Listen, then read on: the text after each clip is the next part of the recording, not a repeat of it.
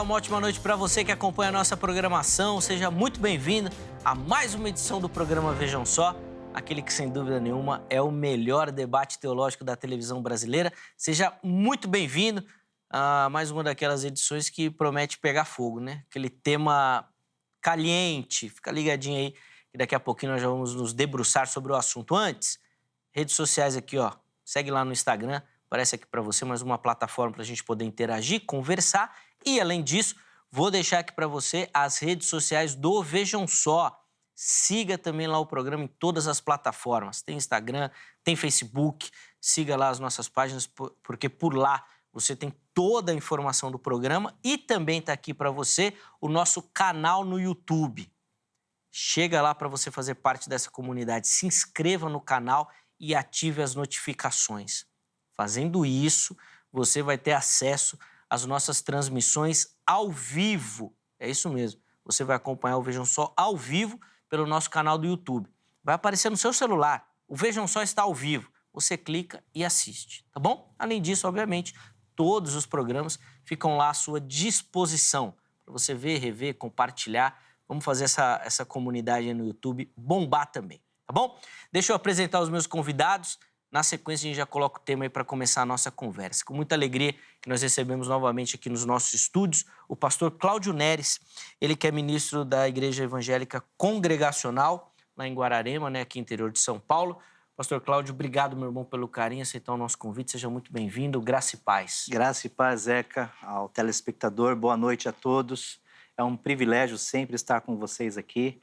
E é uma alegria imensa poder falar desse tema que é tão atual, é tão moderno, com poucas literaturas a respeito desse tema. Alguns que se atreveram a escrever estão, assim, bem novos, né? Sim. Eu acredito que daqui uns 20 anos, 15 anos ou menos, talvez, a gente tenha mais material, com mais pensadores a respeito deles. Mas, enquanto a gente não chega lá, a gente vai construindo aqui um pensamento e o programa tem sido pioneiro nisso. Então, sou grato a Deus por estar fazendo parte disso com vocês aqui. A alegria é toda nossa, meu irmão, pelo carinho em aceitar os nossos convites. E eu sempre falo aqui, quando o irmão vem, que eu gosto demais da sua participação, pastor, porque o irmão é incisivo nas opiniões e provocativo. E isso nos leva a pensar. Eu acho que, às vezes, o que falta muito no nosso meio evangélico é pensar sobre os temas. Às vezes, a gente reproduz muito. Né? Sim, reproduz. Sem reflexão. É exatamente isso. O que é muito importante, né? Perfeito. Construir o conhecimento é isso. Senão você não tem conhecimento nenhum, né? Exato. Você só repete, Exato. repete. E eu acho que a participação do irmão é sempre fundamental. Obrigado, nesse sentido. Zeca. Obrigado. Eu agradeço demais o carinho do irmão. Privilégio tê-lo aqui. Vamos primeiro passar as informações da igreja, por favor? Perfeito. Eu sou co-pastor, pastor auxiliar lá na Igreja Congregacional de Guararema. Estou no momento de transição. Guararema é uma cidade no interior de São Paulo, bem pequena, mas muito aconchegante. A igreja está ali já há quase 40 anos, é uma igreja bem pioneira na cidade. A Igreja Congregacional é a primeira, né, Zeca? Que no Brasil, em língua portuguesa, em caráter permanente, com o rei de Cali, lá em 1855. É uma igreja de matiz com teologias calvinistas, como os presbiterianos, e graças a Deus por estar nela. Então, se você quiser dar um pulinho lá na Igreja Congregacional de Guararema, ou em Santo André, ou na cidade que você estiver, procura lá no Instagram, na ISB, você vai encontrar o endereço das nossas igrejas. Boa, então aí estão as referências também. Fique à vontade para localizar. Inclusive, já passou aí o contato também que o pastor Cláudio disponibilizou para você poder entrar em contato, tá bom? E falar com ele também. Esses contatos ficarão salvos lá no nosso perfil oficial do Instagram, no @programa Vejam Só. De novo, obrigado, meu irmão, pelo carinho. Muito obrigado. E nós temos o privilégio de receber nesta oportunidade também, estreando no programa, o missionário Daniel Tomás, ele que é da igreja Voz do que Clama. Missionário, obrigado, meu irmão, por aceitar o nosso convite, está aqui no Vejam Só, uma alegria recebê-lo. Graça e paz, meu irmão. Amém, graça e paz também. Bendito amor de Cristo pela vida de vocês, que vem se dedicando a essa oportunidade de abrir portas, né, para que pessoas possam comunicar a verdadeira mensagem do Evangelho através não só de um canal de TV, mas das mídias sociais, e damos glórias a Deus pela oportunidade. Amém. A alegria é nossa, meu irmão, em conhecê-lo, em recebê-lo aqui. Espero que o irmão curta a experiência. Mas, bom, para a gente começar, vou pedir também as informações da igreja. Daniel, por favor. Certo, nós somos da cidade de São Paulo, estamos situados na zona norte de São Paulo, exatamente na Avenida Casa Verde, na altura do número 2000.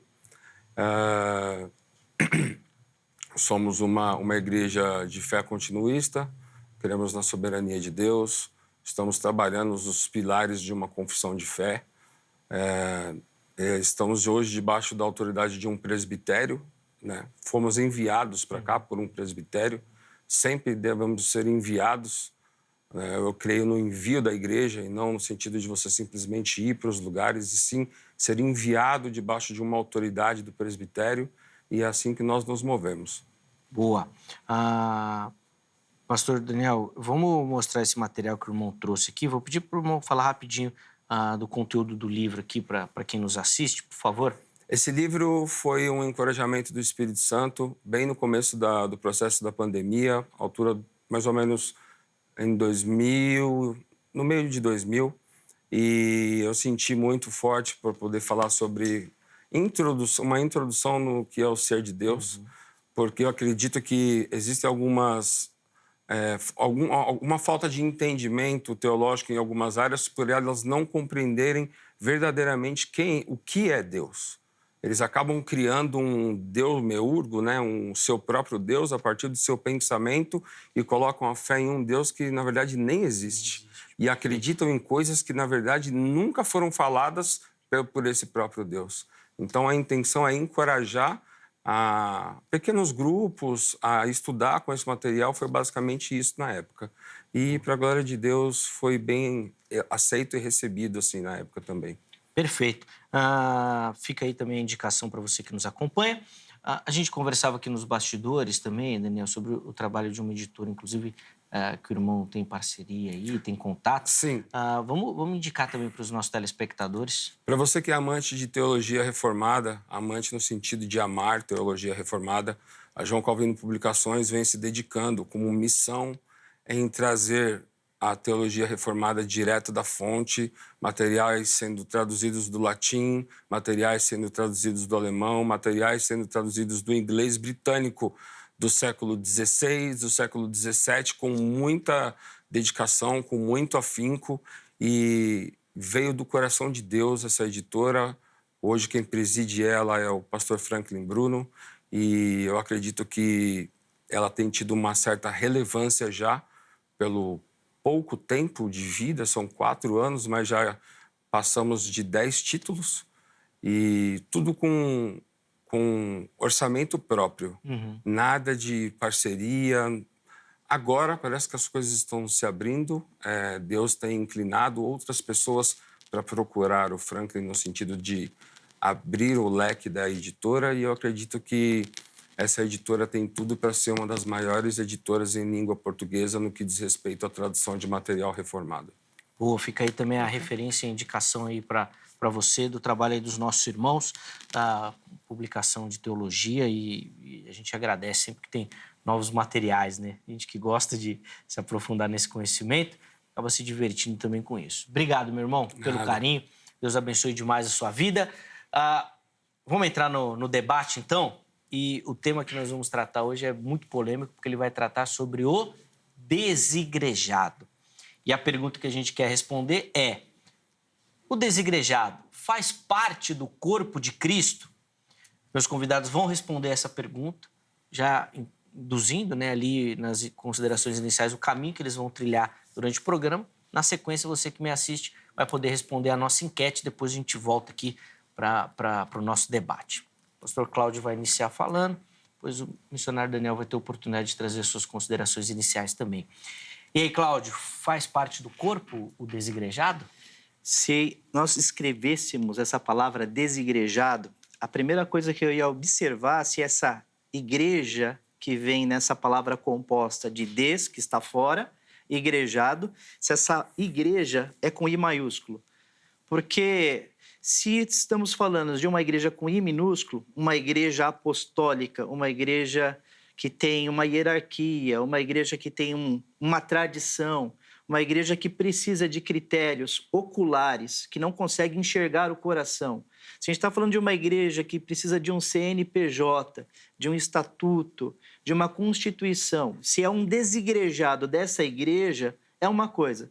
Se é um desigrejado da igreja com I maiúsculo, que daí eu chamo a Igreja de Cristo, que é uma igreja que está muito maior do que a igreja com CNPJ das tradições dos homens, seja apostólica, seja reformada, pentecostal, neopentecostal. Se é o desigrejado da Igreja de Cristo, só pode haver uma forma de ele estar fora do corpo de Cristo, que é a apostasia. Daí, se ele se apostatar da fé, se ele deixar de crer em Cristo, daí sim ele não faz parte do corpo.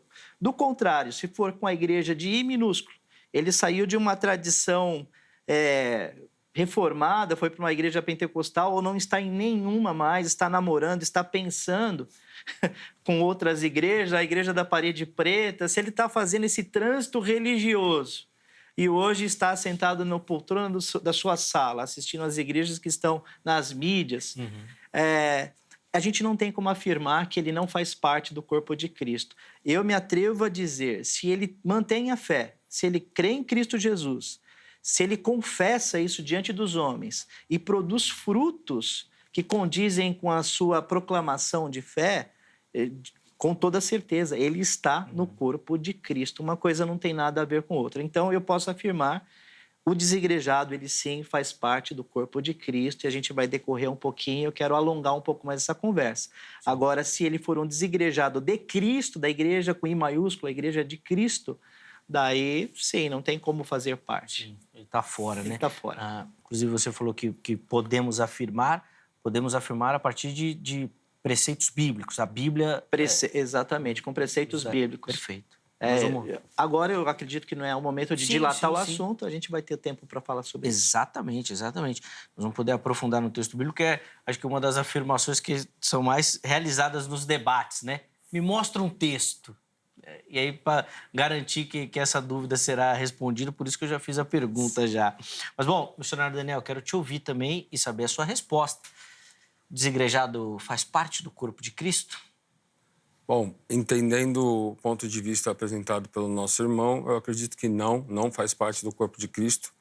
O fato de alguém confessar uma fé dentro da sua casa, o fato de alguém dar um fruto dentro da sua casa por ter conhecido a Cristo é basicamente a mesma coisa que eu falar que uma verruga no corpo é um membro.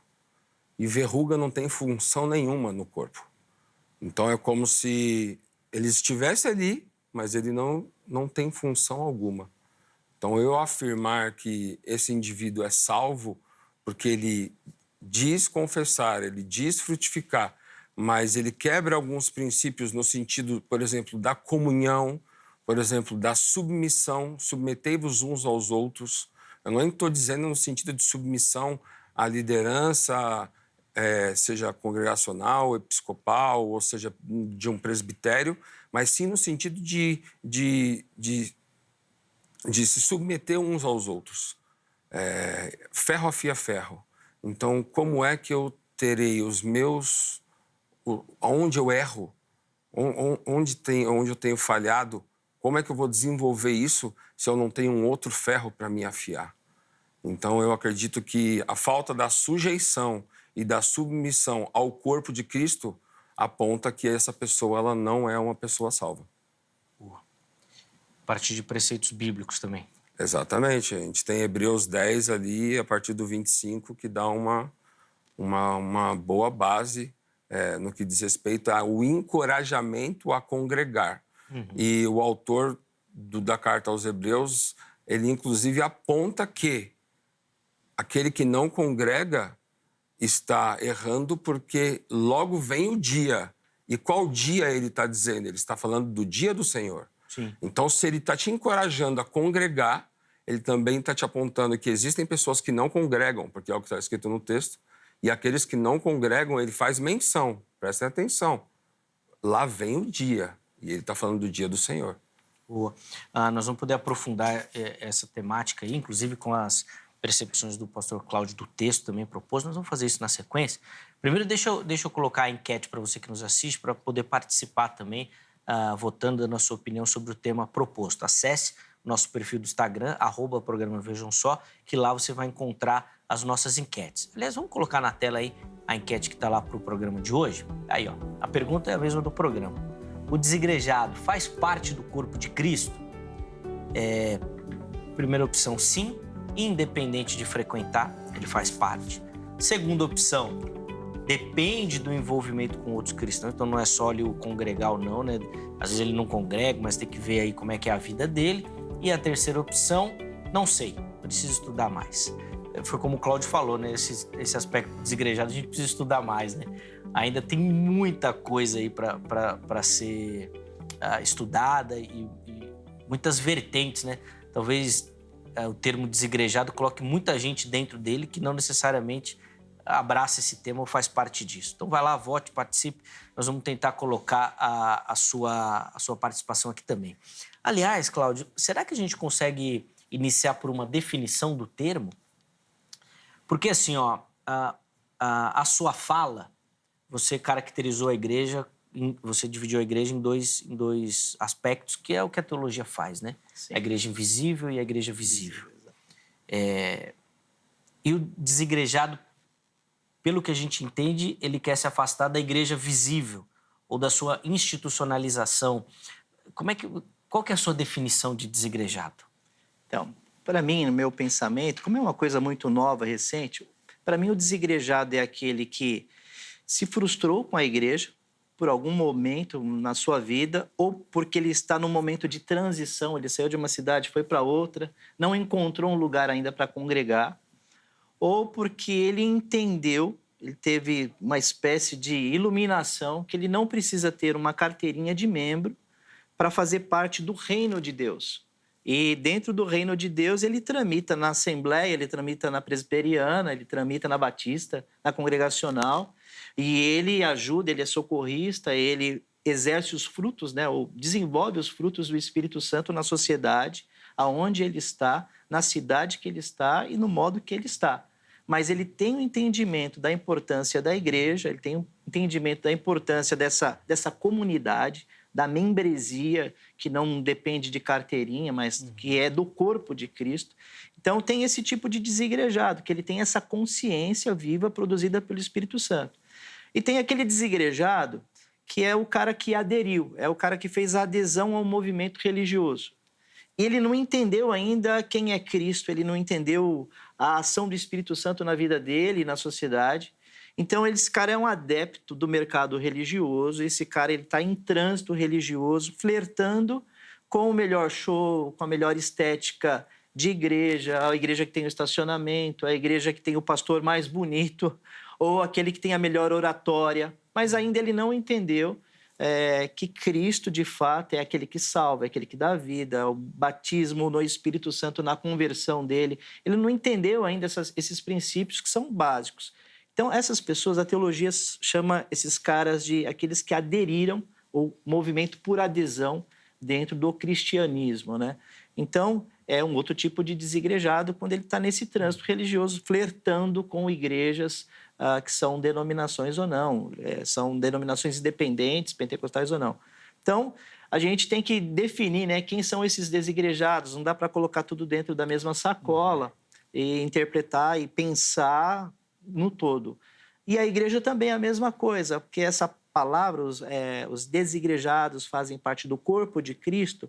O corpo de Cristo em si não é a igreja institucionalizada. O corpo de Cristo é formado por membros, e membros são pessoas.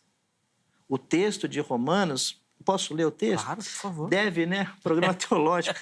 Romanos 12, o verso de número 4 em diante, vai dizer o seguinte: assim como cada um de nós tem um corpo com muitos membros, e esses membros não exercem todos a mesma função, assim também Cristo em nós, que somos muitos, formamos um corpo, e cada membro está ligado a todos os outros.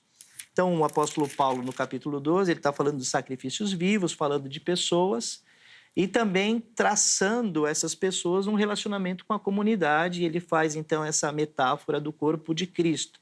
Nós somos membros do corpo de Cristo e estamos ligados uns aos outros. Ele repete esse mesmo texto em alguns outros livros que ele escreveu.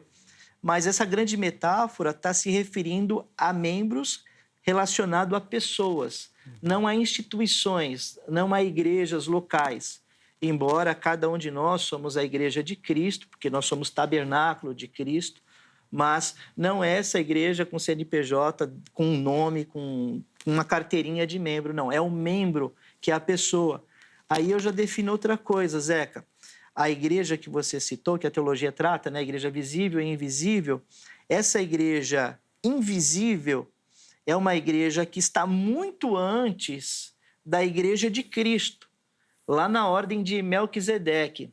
Lá em Gênesis, quando Abraão ele tem a luta com os reis, tal, e ele volta para dar o dízimo, e ele vai falar com quem? Com o sacerdote, e ali ele está com Melquisedeque, que o abençoa, e ele aceita essa bênção.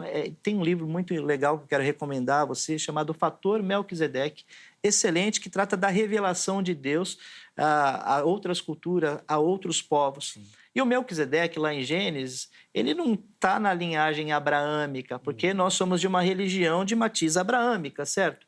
Os cristãos, que vêm dos judeus, os islâmicos, que vêm também de Abraão, mas o Melquisedeque vem muito antes. Então, antes de existir povo judeu, o povo de Deus, o povo hebreu, antes mesmo de existir tudo, já existia uma ordem que é muito superior a essa. E é esta igreja que ela é muito importante. Então, essa igreja que existia sem haver igrejas de Abraão, sem haver os profetas, sem haver a igreja de Cristo do primeiro século, sem haver a igreja de Cristo no quinto século com Constantino, fazendo uma grande religião católica ser uma supremacia no mundo praticamente, sem as igrejas reformadas de 1517, se eu não me engano, 1617, 1516. 1516, com as igrejas da Reforma. Antes mesmo de haver tudo isso, e eu acredito que depois de tudo isso, da nossa era hoje, a igreja principal é essa igreja de Cristo, essa igreja invisível, que é pelo Espírito Santo, que age a despeito das paredes de CNPJ, essa igreja. Então, a gente tem que olhar para aqueles lá, quando não havia instituição e nem movimentos em bloco, eles também eram igrejados. Aliás, a reclamação do Elias, quando ele está sozinho, só eu fiquei aqui, eu estou aqui sozinho, e essa meretriz, essa mulher, tal, e Deus chama a atenção dele. Não, tem mais outro, tem um monte. Tem outras pessoas que não se curvaram, que não apostataram, que não saíram. Então, essa igreja, é impossível uma pessoa que tem essa consciência de Cristo, algo maior, estar fora do corpo de Cristo, porque tem relação com um membro, com um indivíduo. Agora, das igrejas com I minúsculo, que seria a instituição, que é viável, que é boa, que faz parte da nossa vida, também é importante o nosso desenvolvimento, como o Daniel falou aqui, né, o pastor Daniel, é muito importante. A Bíblia recomenda em categorias de princípios, não teológicas, né, não como afirmações para salvação, mas não como um mandamento, né, mas como uma palavra de conselho, sim. Então, elas são importantes para nós. Uhum.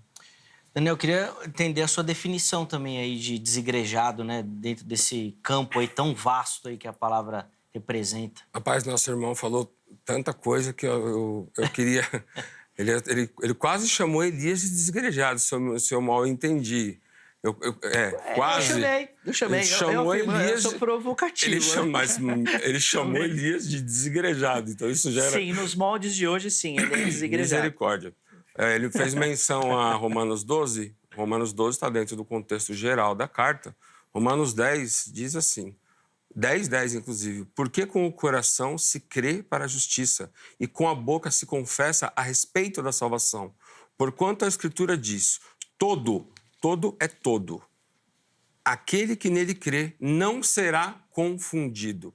Então, se eu creio veementemente, com todo o meu ser, naquele que se fez cordeiro mudo pelos nossos pecados, nos justificando na cruz e na sua ressurreição, nós não seremos confundidos.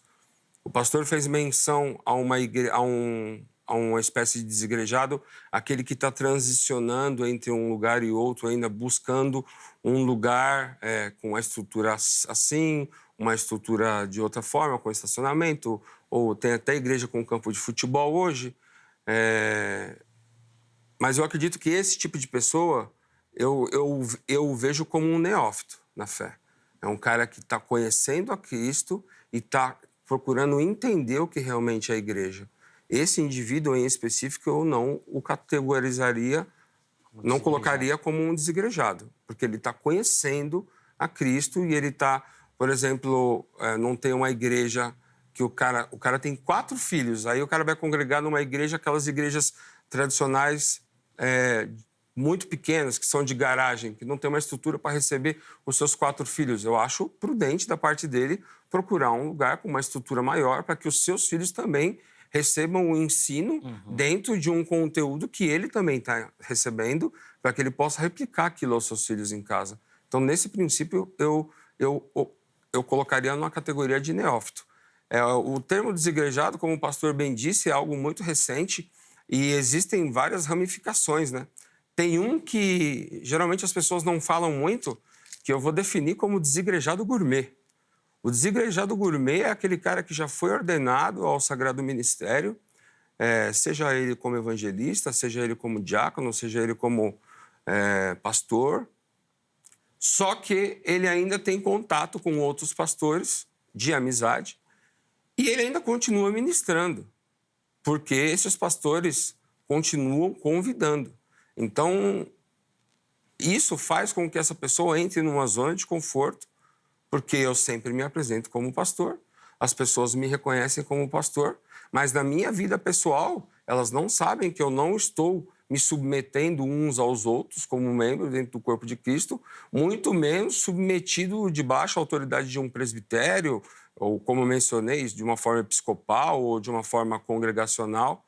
Eu vejo que existe esse tipo de desigrejado que, para mim, é um perigo, porque o cara não está debaixo de autoridade alguma e, mesmo assim, continua pregando o evangelho que nem ele mesmo vive. Porque se eu não me submeto a ti como membro do corpo de Cristo, e como é que eu vou pregar algo que eu não me submeto? Como que eu vou pregar algo que eu não vivo? Eu entendo, para trazer uma definição lógica e direta como você pediu, o desigrejado é aquele que não tem comunhão e que não respeita os princípios básicos e saudáveis de uma igreja. Não respeita os 2 sacramentos, não respeita as ordenações pastorais ou de um presbitério ou de um corpo de evangelista, de diaconato, não respeita que existe sujeição e submissão no corpo de Cristo, não respeita sinais de uma igreja saudável, que a gente encontra em Atos, por exemplo, Atos 2, e perseveravam na doutrina dos apóstolos, na comunhão, no partir do pão e nas orações. Em cada alma havia temor e muitos prodígios e sinais eram feitos por intermédio dos apóstolos. Aqui tem uma palavra que eu vejo que essas pessoas não respeitaram, e é um princípio, perseveravam. Essas pessoas que se desigrejaram, elas não tiveram perseverança como um princípio de vida. E a perseverança nada mais é do que um exercício praticado na vida. Não só no momento em que eu estou me reunindo como igreja numa assembleia, seja ela dentro de um prédio ou seja ela numa praça, ou seja ela pregando numa viela para um traficante, como nós já fizemos, mas olhar para si e entender que eu não tenho necessidade de nada disso. Não respeito nada disso, sigo aqui na minha casa. Ah, não, mas eu sou o pastor da minha casa. Amém, eu acredito. Até nesse ponto eu acredito. Desde que você se submeta uns aos outros, como a palavra diz, e se submeta a uma liderança que a Sagrada Escritura constituiu. Não foi uma visão filosófica. Deus deu isso daqui. Deus não anula o conhecimento intelectual de nenhum dos autores, ele usa de todos eles. Por isso que a gente tem cartas, temos poemas, temos crônicas, temos livros proféticos, temos cânticos, salmos, temos várias formas de escrita, porque Deus não anulou o conhecimento intelectual de ninguém. Ele usou dessa forma para comunicar a mensagem que ele queria comunicar. E eu acredito que Deus, ele ama a sua igreja e por isso coloca o seu filho como cabeça dela. Cabeça e fundamento, a pedra fundamental. Então não existe verruga, não é membro. Então, para mim... Posso fazer uma pergunta a ele, dentro das afirmações, uma pergunta objetiva? Pode, claro. Ele afirmou que, por exemplo, um desigrejado é aquele que não se submete às autoridades ou presbíteros, né? E não se sujeita a estes princípios de autoridade. Eu poderia, agora vai a pergunta, eu poderia afirmar que o apóstolo Paulo é um desigrejado quando ele não se submeteu ao conselho dos demais apóstolos em não ir para Jerusalém? Que ele não se submeteu, foi assassinado. Cristo, o dono da igreja, que estava aí, eu nem posso fazer, mas é a mesma forma, né? O mesmo princípio. Eles são desigrejados por não ter se sujeitado ao indício apostólico, foram e morreram. Mas nós entendemos nas Escrituras, em Atos, que eles estavam sendo dirigidos pelo Espírito Santo de Deus. E o critério lá do primeiro século não eram igrejas grandes, com boa estrutura, eram em casas e cemitérios, onde eles se reuniam.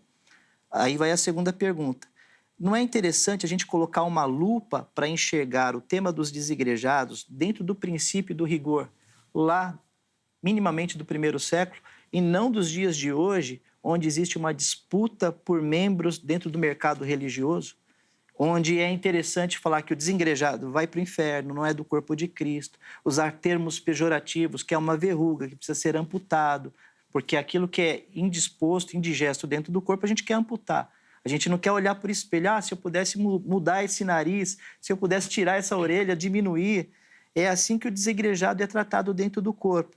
Não seria interessante a gente pensar com a cabeça lá onde as coisas são mais na origem, sem olhar para o corte de hoje, desse século XXI, onde existe um mercado religioso, uma disputa de foice por membros que são clientes?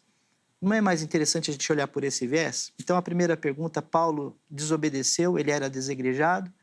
Ou é interessante a gente olhar só por esse viés dos dias de hoje e não olhar para antes de Abraão, como eu já citei, ou no período de Cristo? Bom, na primeira pergunta o senhor faz a menção direta de que Paulo ser desigrejado por não ter seguido uma direção.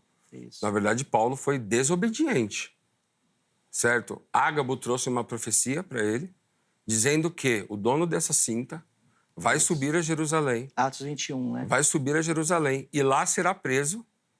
Só que Ágabo comete um erro, inclusive, dizendo que quem o prenderia seriam os judeus. Mas quem o prende são os romanos, certo? E Roma conduz, a partir daí, tudo o que vai acontecer na vida dele. Então, assim, ele pode ter... Eu não acredito que ele foi desigrejado, como o senhor usou o termo, porque Deus continuou no controle da vida de Paulo em todos os momentos, inclusive no período da prisão. Ele faz menção, no envio de suas cartas, onde ele fala: o centurião que está aqui comigo, ou o indivíduo que está aqui comigo na cadeia, te saúda.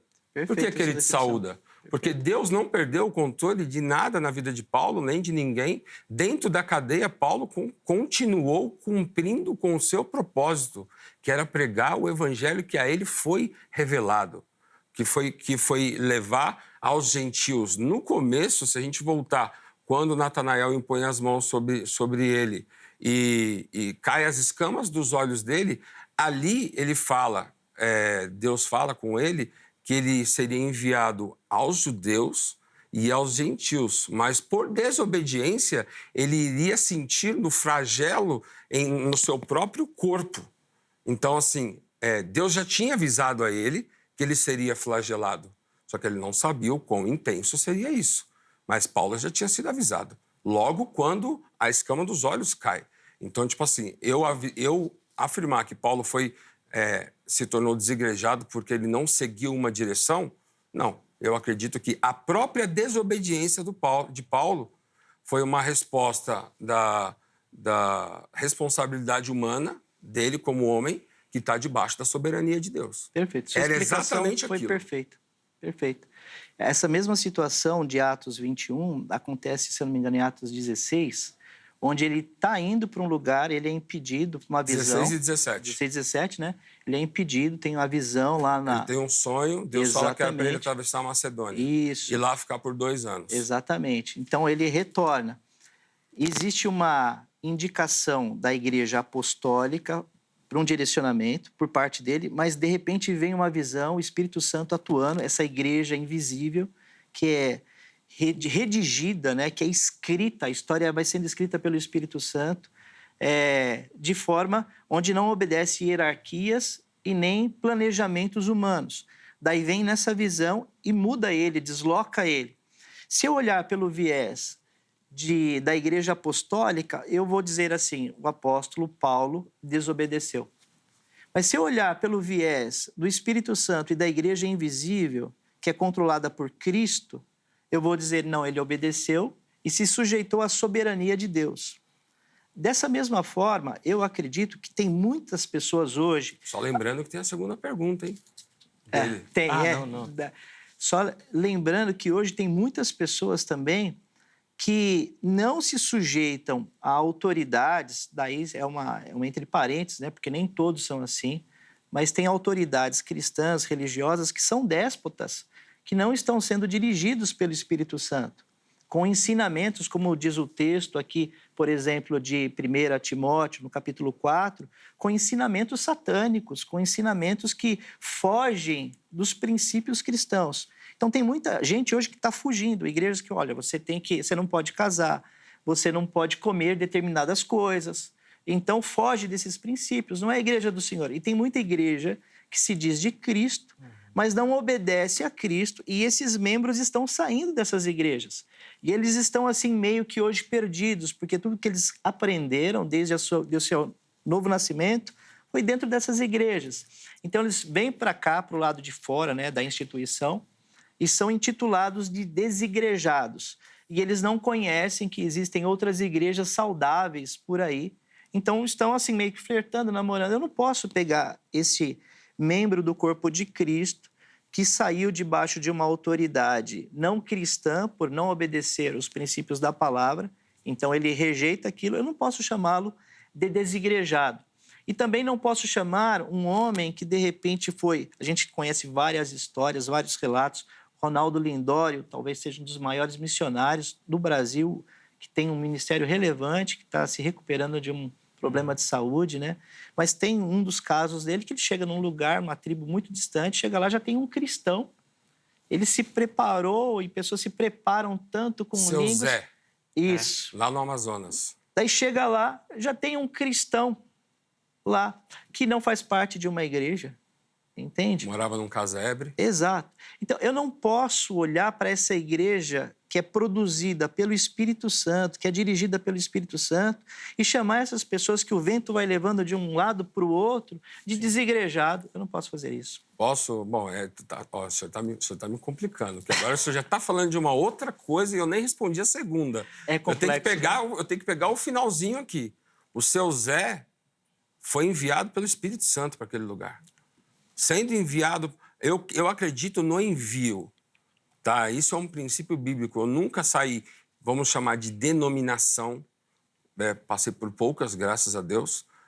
Tanto é que a igreja que nós plantamos hoje, que nós trabalhamos para consolidar e hoje ela frutifica na nossa região, é com o mesmo grupo de pessoas no qual eu me converti. Então, eles me conhecem desde o dia que eu confessei publicamente a Cristo até o dia de hoje. Toda a minha caminhada com Jesus, eles conhecem. Então, isso me traz um certo... Eu posso descansar, porque eles acompanharam os meus acertos, os meus erros e o quanto erraram comigo. Porque, como eu mencionei para o senhor, eu vim na minha conversão, eu fui visitado pelo Espírito Santo dentro de um centro de matriz africana. E ali eu fiz uma pergunta para o Espírito Santo e ele me disse que não, este não é o lugar que eu tenho para você.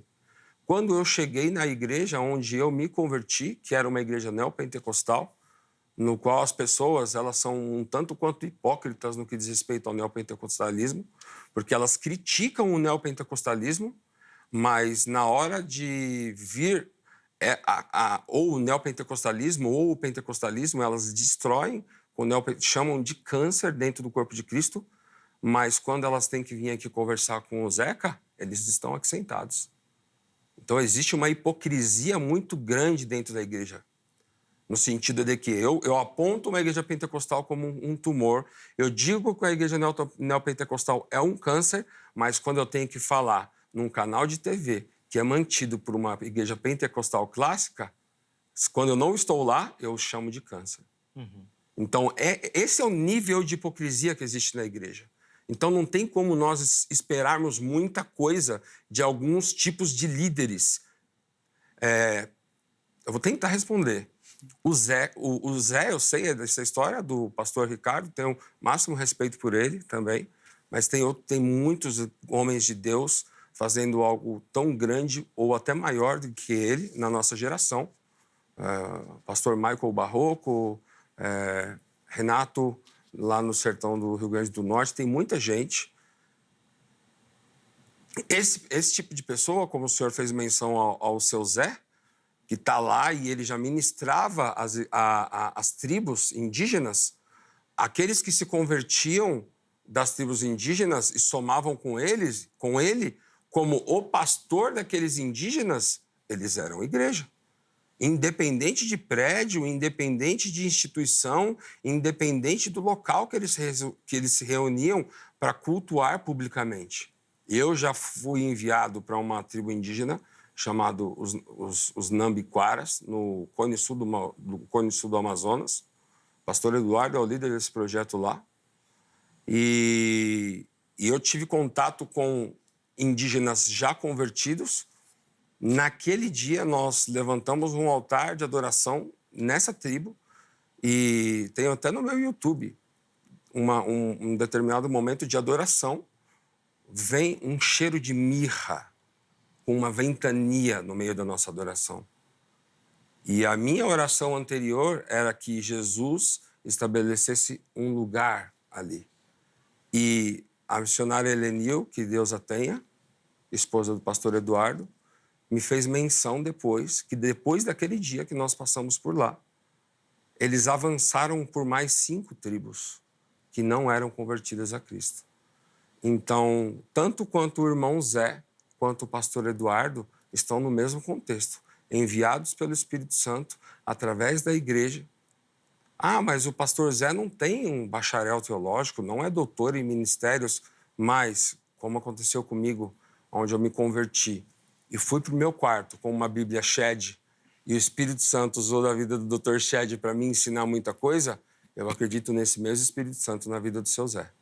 Agora eu já não lembro mais a outra pergunta. A outra pergunta foi com relação ao recorte, porque o Cláudio apontou o comportamento da igreja do primeiro século como algo muito mais minimalista, vamos dizer assim, Isso. de reuniões, mais simples, Certo. sem essa hierarquização, e pediu a sua análise nesse sentido, se a Certo. gente não faz o recorte do desigrejado com a lente de hoje, do século XXI, e se o correto não seria analisar esse movimento hoje, quebrando, né, os paradigmas normativas certo. institucionalizantes, e aí fazer uma volta às origens. Bom, algo nesse sentido. Isso. Posso?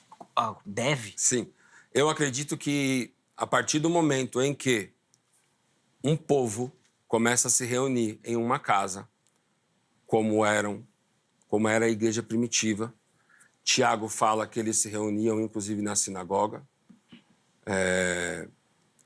Independente do local físico, sendo uma casa, um prédio, uma garagem, um estacionamento, um cemitério ou uma viela de uma favela, se ali forem respeitados princípios bíblicos, onde existe submissão um ao outro, onde existe convite ao arrependimento, onde existe um evangelho que prega sobre a salvação e não ao amor ao pecado, e sim a você abrir mão do pecado, no sentido de crer que Jesus levou sobre ele todo o juízo que era para ser entregue para nós. Aí, às vezes, as pessoas pegam e cometem um pecado e traz um peso absurdo, tipo o pecado sexual para um indivíduo solteiro, é uma coisa que a gente ouve muito, não precisa mencionar, porque é o grande espinho na carne do cristão. A gente vê muito peso sobre as pessoas sobre isso, mas o que eu tenho para dizer nesse sentido é que toda vez que Jesus olha para você quando você comete esse tipo de pecado, quando você se arrepende independente do pecado, quando Jesus olha para você, ele não vê você. Quando Deus olha para você, ele vê Cristo. E quando ele vê Cristo, o sacrifício vicário dele te lavou daquilo que você cometeu. E o seu arrependimento se liga ali eternamente àquilo que aconteceu. Então, trazer o contexto da igreja primitiva no sentido de ser mais maleável, Priscila e Áquila conduziram Apolo até a casa deles para que ele fosse ministrá-lo. Então, havia ali uma liderança onde o que aconteceria? Ele seria ministrado. Eu entendo por quê. Ele estava pregando o evangelho, muito provavelmente ele deve ter falado algo que já não era mais para aquele tempo, no sentido de poderia ter cometido algum tipo de legalismo e ele deveria ter sido ministrado. Mas o que Áquila faz? O que Apolo faz? Se submete. Ele se submete ao convite de uma mulher, inclusive. Porque o texto diz que Priscila o convida. Então, ele vai até a casa com o casal e o casal ministra ele ali. Zeca, eu nunca conversei aqui no programa com alguém que tem lucidez bíblica como o pastor Daniel. Estou feliz de ouvir as suas respostas, são precisas. Amém. Mas você percebe que a sua resposta agora se aproximou da Igreja de Cristo e não da Igreja instituição? A primeira afirmação sua na introdução do programa, ela teve um papel de fundo com a igreja desse momento, que é tranquila, é viável, é assim que se entende. Mas quando você chega mais lá para o primeiro século ou para a Igreja de Cristo, você citou a base familiar, por exemplo, 1 ou 2 reunidos em meu nome, que reconhecem Cristo, que se submetem a Cristo, à autoridade de Cristo, que peca, que erra, mas que recebe perdão e Deus vê e perdoa através de Cristo. Então, essa igreja, ela é de Cristo, ela faz parte do corpo de Cristo. Mas deixa eu colocar, então, para os dois aí, para entender essa questão. Uma família, o marido, a esposa e os filhos, em casa, só eles, é a igreja? É a igreja. Jesus disse, onde estiverem 2 ou 3 reunidos em meu nome, ali eu estarei. Essa daí é polêmica, hein?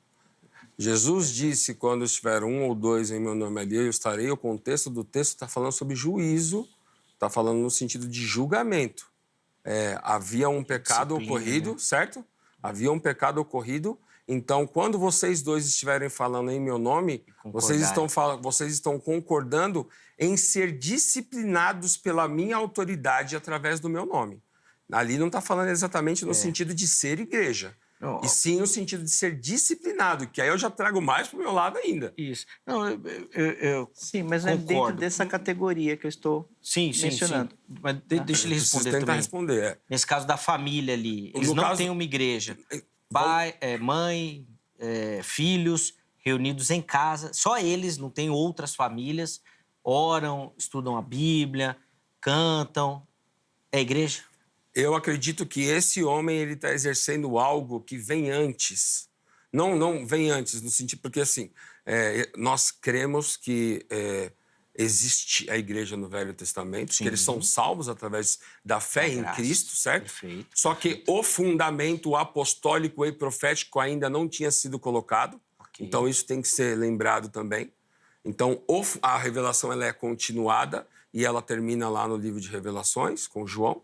Então, essa família, esse irmão, no caso, ele está exercendo aquilo que Deus entregou para Adão, e Adão perde, e Jesus nos entrega, que é o sacerdócio real. Você acha que ele perde? No sentido de que... perde... talvez eu não usei o adjetivo correto. O sacerdócio, o que é o sacerdócio que Deus entrega para Adão? Criar uma cultura, cultivar a terra, e cultuar a Deus. Então, se eu tenho esses 3 princípios na minha casa, como família, criar uma cultura a partir das Escrituras, cultivar a terra, no caso seria o labor, o trabalho, para que eu mantenha a minha casa como sacerdote, e cultuo a Deus ali, eu estou cumprindo princípios sacerdotais. Tá. Certo? Eu acredito que um homem que respeita esses princípios não consegue viver de uma forma que não seja ligado ao corpo de Cristo, independente dele morar numa cidade e ter que ir para uma outra cidade para ter comunhão. Eu entendi isso. Porque ele respeita princípios Perfeito. que foram entregues a Adão, que é criar uma cultura, cultivar a terra e cultuar a O Deus. sacerdócio seria exercido nessa questão Exato. dele Ele ser o sacerdote da casa. levar a família e manter essa comunhão. Exato. Com a... E aí ele responde através do conteúdo que ele conhece biblicamente de que há necessidade. O pastor fez menção à institucionalização, né, da igreja. O JP Padilha bate muito nesse sentido, né? Sim. Nesse sentido da instituição. E ele faz exatamente isso, no sentido de se reunir com família. Até a última vez que eu falei com ele estava membro de uma igreja numa cidade próxima. Hoje eu não sei mais como está. Mas eu acredito que a institucionalização ela tem os seus pontos positivos e negativos. Quando o senhor fala para mim que eu estou me aproximando do princípio que é o princípio bíblico do primeiro século, é porque eu estou sendo bíblico. Perfeito. E todo aquele que não é bíblico erra nesse sentido.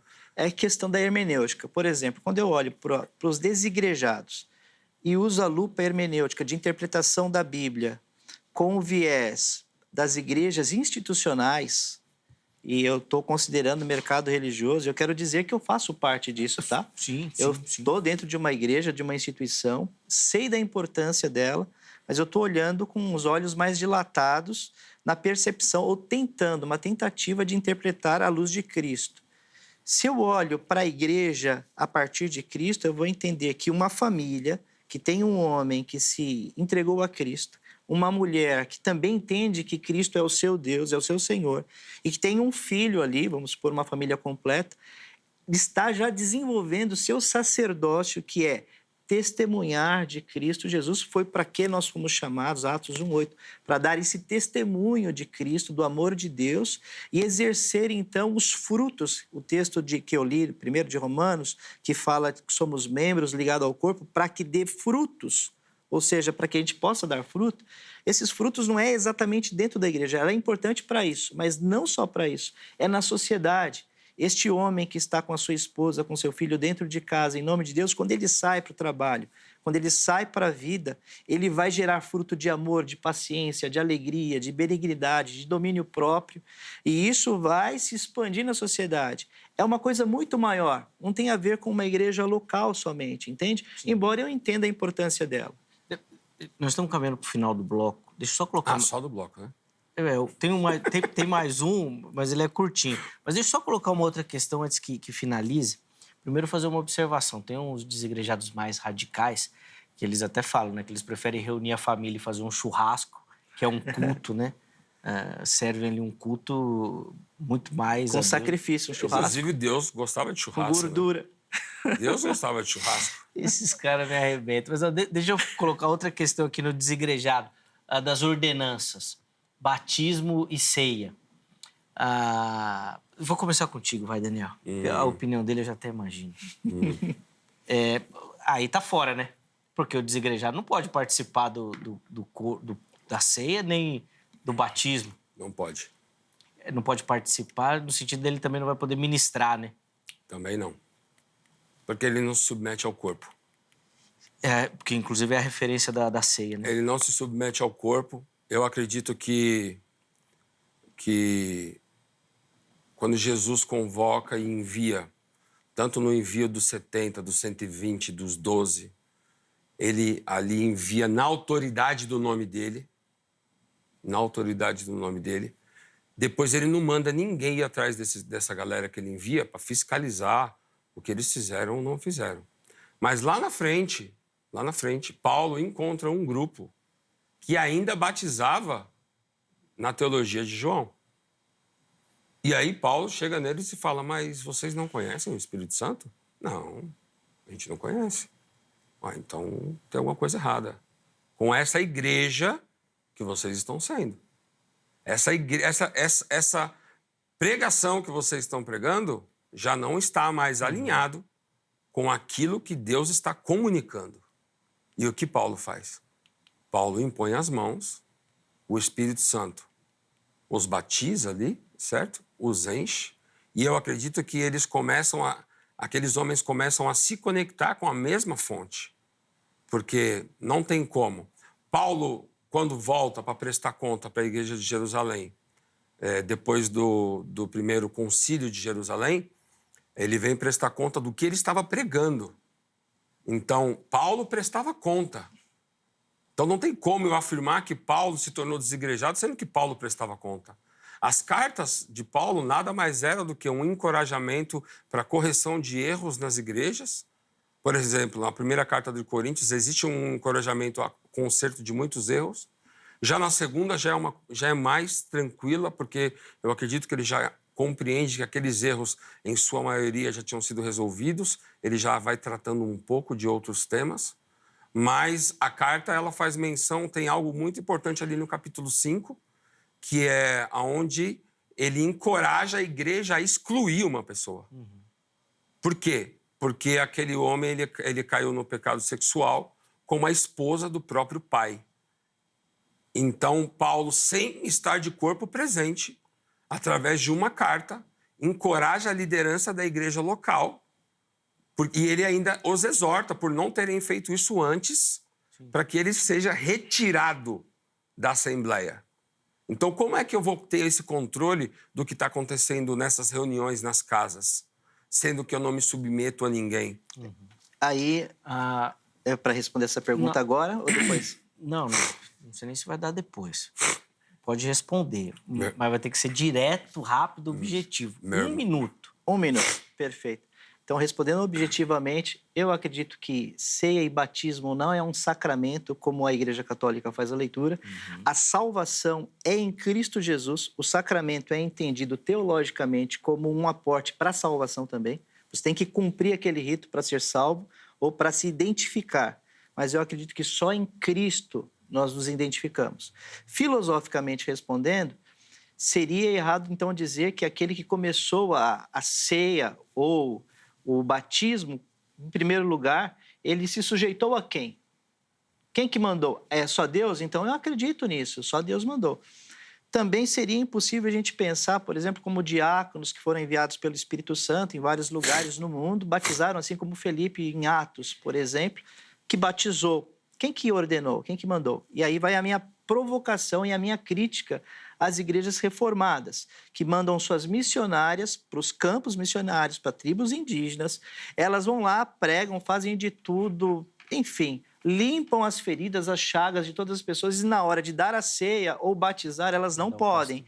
Tem que vir um pastor. Isso é a igreja institucionalizada, a ordem do homem, onde você vê e tem controle. A igreja de Cristo e do Espírito Santo não existe esse controle e esse rigor.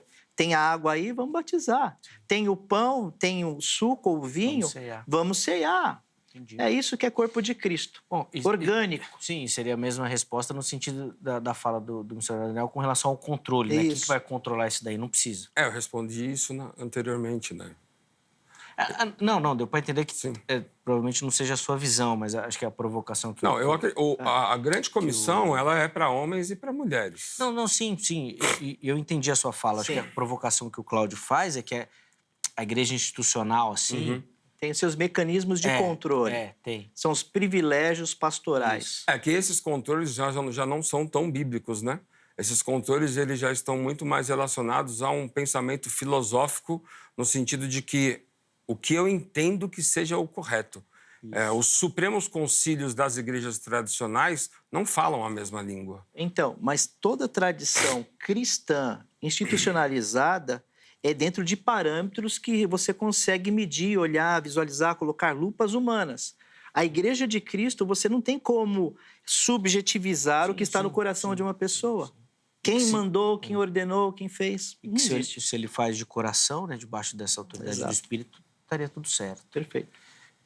Mas não é tão simples assim. Inclusive, esse daí dá outros debates infindáveis, né? Até porque Thomas dentro... Trump tem um livro que fala justamente sobre isso, sobre boas intenções, né? E aí ele faz menção, por exemplo, Uzá teve uma excelente intenção, né? Até porque dentro da igreja, a instituição, essa igreja apostólica, a Bíblia fala que tem joio lá dentro. Então a igreja não pode legitimar todos que estão lá. São todos, a gente pode até reformular o revés dessa pergunta. São todos do corpo de Cristo aqueles que pertencem à igreja? Não. Bom, deixa eu chamar um intervalo, senão eu vou estourar o tempo demais aqui, ó. No próximo bloco, por ele ser mais curtinho, conclusões, considerações finais sobre o tema aí, tá bom? Antes do intervalo, o telefone da Grade na tela. Quer estudar teologia, quer se preparar para o ministério, se capacitar, procure pela Grade, parceira aqui do Vejam Só. Código 11 3115-0819. 3115-0819. Além disso, redes sociais da HIT aqui. Vem conhecer a nossa programação, nosso conteúdo. Com certeza que você vai curtir aquilo que a gente produz aqui na HIT. Intervalo rápido. Vejam Só vai. Na sequência, nós já estaremos de volta.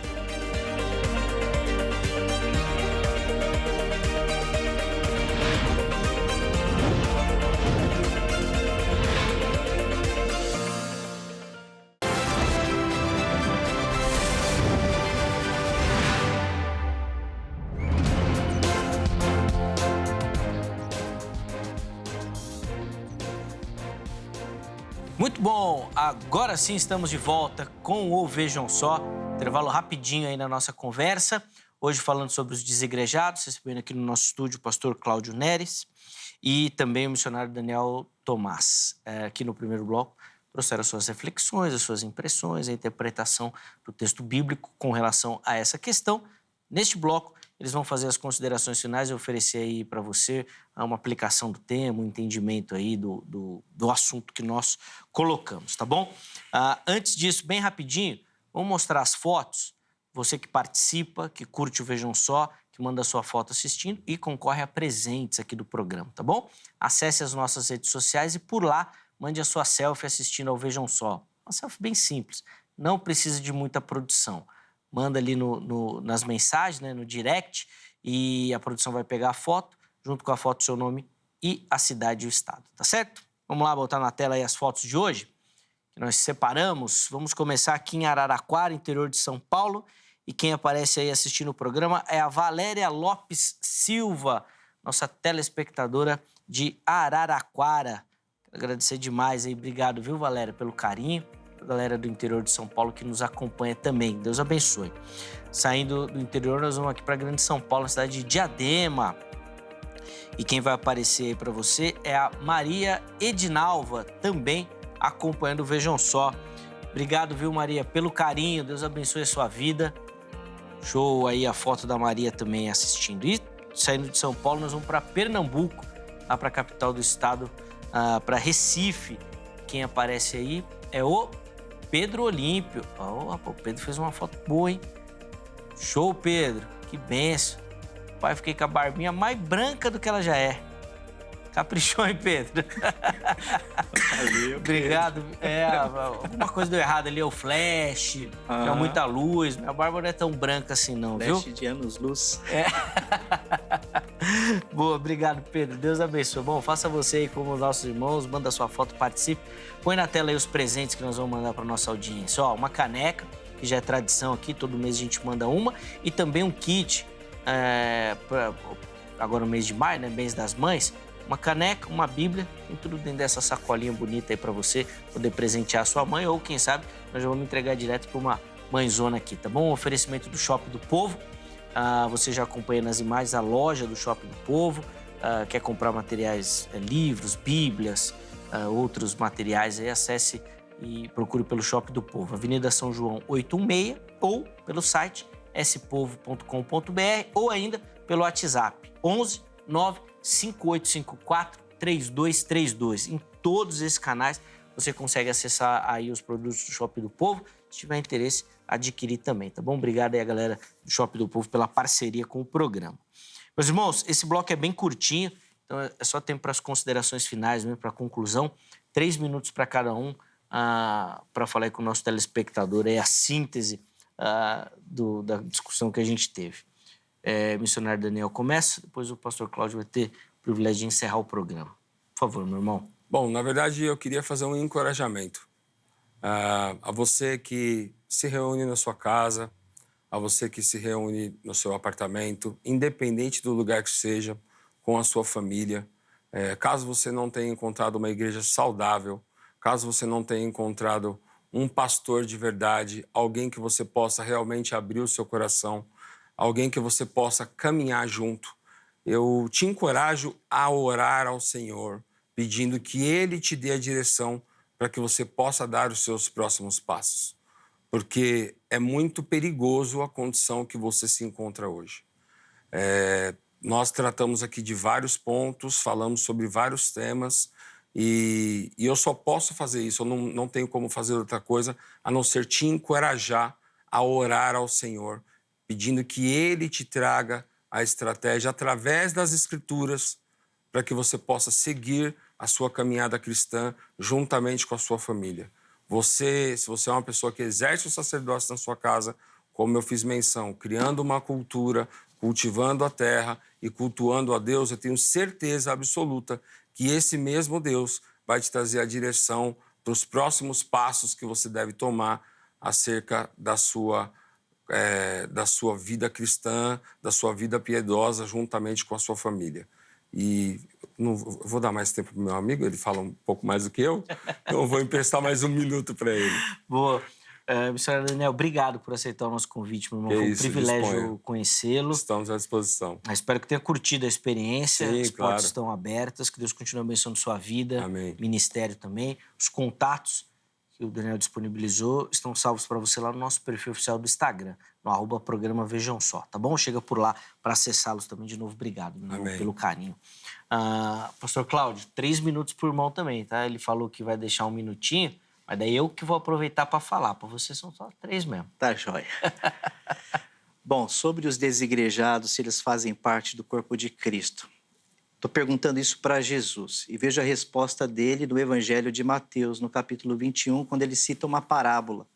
Ele conta que um lavrador se apropriou de uma terra e ele arrendou essa terra, colocou pessoas para trabalhar, lavradores. Mas antes ele deixou a terra bonita, fez um buraco para um lagar, para prensar uvas, para colher os frutos. E ele foi viajar. Chegando no tempo da colheita, do tempo dos frutos, ele envia os seus servos para saber se está boa, se tem frutos lá. E quando eles chegam perto dessa terra, os trabalhadores, os lavradores da terra, olham para eles, para aqueles servos, e matam aqueles servos, com medo de eles se apropriarem da propriedade. Daí chega a notícia para o dono da terra. O dono da terra manda então mais trabalhadores, mais pessoas, mais servos. Chegando lá, que aqueles possuidores da terra, desse grande lavrador, desse proprietário da terra, eles matam, apedrejam, batem e vem a notícia para ele. Daí ele pensa assim, não, vou mandar o meu filho, porque quem sabe eles vão respeitar a autoridade do meu filho. Então ele manda o filho. Chegando na terra, os trabalhadores que estavam ali, que se apropriaram da terra, falaram, não, vamos matar, porque esse aí é o herdeiro. E ele vai tirar de nós os nossos proventos. E eles então matam o filho e se apropriam da terra e arrendam a terra para outros. Ou seja, Jesus está falando com os fariseus ali, falando que os profetas vieram, apedrejaram, não aceitaram. E ele conclui a parábola dizendo que o reino de Deus é daqueles que produzem frutos, daqueles seus servos que produzem frutos, e não daqueles que se apropriaram da terra de Deus. Ou seja, dentro desse contexto, me parece que a igreja ela se tornou tão exclusivista que ela tenta reprimir, tenta matar aquilo que Jesus também diz, que nem entram e nem deixam entrar os fariseus. Então ela tenta ser exclusivista ao ponto de não deixar os servos de Deus entrar nessa igreja. Alguma coisa está errada com essa igreja, com essa terra do grande lavrador, do grande proprietário que é Deus, que impede essas pessoas entrarem. Assim como mataram servos de Deus, que não faziam parte desse esquema, assim como mataram o próprio Cristo, que não fazia parte do esquema religioso, também matam muitas pessoas que não fazem parte de esquemas religiosos e que hoje são quase pessoas que vivem solitárias, tentando se agarrar ao corpo de Cristo, mas de alguma forma são rechaçadas, tentam amputar essas pessoas porque são do corpo de Cristo. Eu acredito que isso é um grande erro que a igreja comete, muitas vezes, a reflexão nesse sentido. Então, minha palavra também é de encorajamento àqueles que estão desigrejados segundo a igreja institucional, mas acredito que estão igrejadas dentro do corpo de Cristo, mantenham firme a fé, a convicção e, no possível, por favor, congreguem, porque a Bíblia também recomenda que a gente não pode deixar de congregar, de estar perto de pessoas onde a gente pode falar e cultivar a fé, um ao outro ajudar, um ao outro fortalecer. Então, eu incentivo a você que está sem uma igreja a montar uma comunidade de fé pautada na palavra de Cristo Jesus e assim transmitir o amor de Deus a outras pessoas, porque o que vale é isso. É o fruto, a excelência daquilo que, quando o grande Deus voltar em Cristo Jesus, vai requerer de nós, os frutos. Sem dúvida nenhuma. Obrigado, Cláudio, pelo carinho, meu irmão. Sempre muito agradeço bom. ao Daniel, muito obrigado mesmo pela conversa gostosa. Você ficou ganhando ele falando que ele respondia bem, que ele era inteligente. Ele foi amansando você pro lado dele. Né? Ele tentou, né? Ele tentou. É esperto. Tá certo. Obrigado, meu irmão, pelo carinho. Sempre um privilégio ouvi-lo, aprender com o irmão também. Os contatos do Cláudio disponíveis aí para você também, tá certo? Vamos colocar o resultado da enquete na tela para a gente encerrar o programa, que o nosso tempo está quase terminando. Então, vai lá. O desigrejado faz parte do corpo de Cristo? Vamos ver aí como é que ficaram as opções? 30% responderam que sim, independente de frequentar. Esses daí são radicais, não precisa nem frequentar, faz parte. Depende do envolvimento com outros cristãos. Então, vai depender um pouquinho dessa dinâmica que o Cláudio acabou de falar aqui na conclusão, 43%. E o não sei, 27%, um número alto.